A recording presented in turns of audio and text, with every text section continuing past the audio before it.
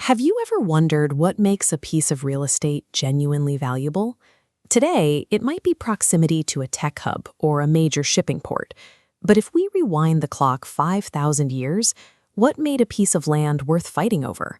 To figure that out, we have to look at a region in northern India, known today as Haryana.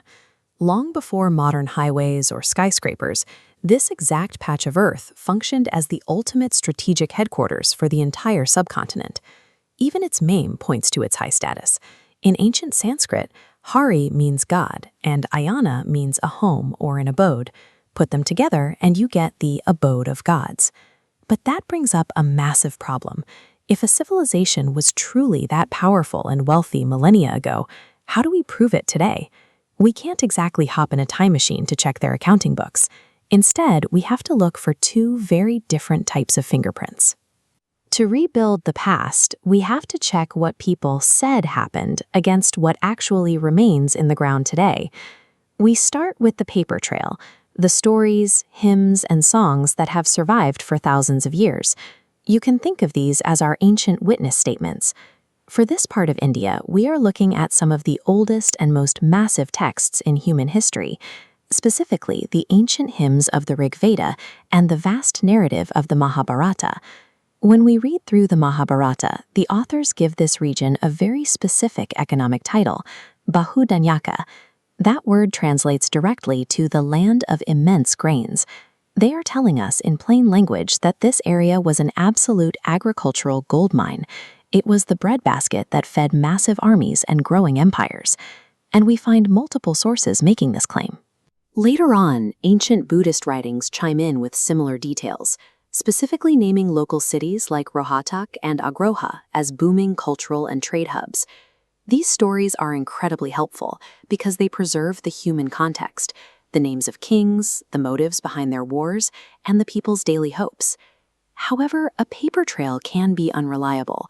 Poets and ancient writers often relied on wealthy kings to pay their bills, so they frequently exaggerated facts to flatter their bosses.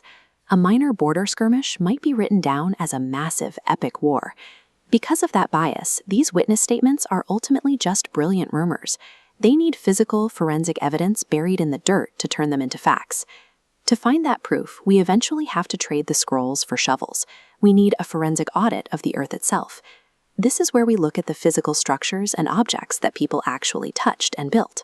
This photograph shows Rocky Gari in Haryana, the largest Indus Valley site in India. Look closely at the geometric layout of these brick walls. This complex urban engineering proves it was a highly organized city, predating modern zoning. As we move forward in time, we find entirely different physical artifacts. This is an imposing, smooth stone pillar topped with a carved lion. Emperor Ashoka erected it to physically mark his territory and project authority. The strength of archaeology is that it cannot lie. A ruined brick wall or a giant stone pillar gives us unbiased, hard proof of exactly how large and wealthy a civilization actually was. But the dirt has its own limitations. A lost copper coin or an empty brick foundation rarely tells you the specific name or the personal thoughts of the person who placed it there. While the physical ruins prove what happened, we need those written stories to tell us who was actually there. The real magic happens when these two worlds, the written word and the physical earth, actually meet. We take the literary claim and intersect it with the physical evidence. For example, ancient Buddhist texts claimed the city of Agroha was a wealthy hub of culture.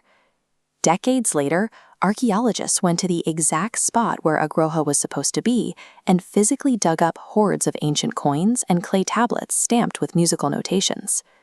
We see this exact same pattern again with the Yaudayas, a fierce, independent republic.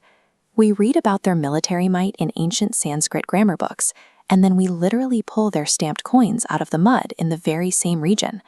This intersection changes everything. It turns those ancient stories into a verified blueprint of a thriving economy.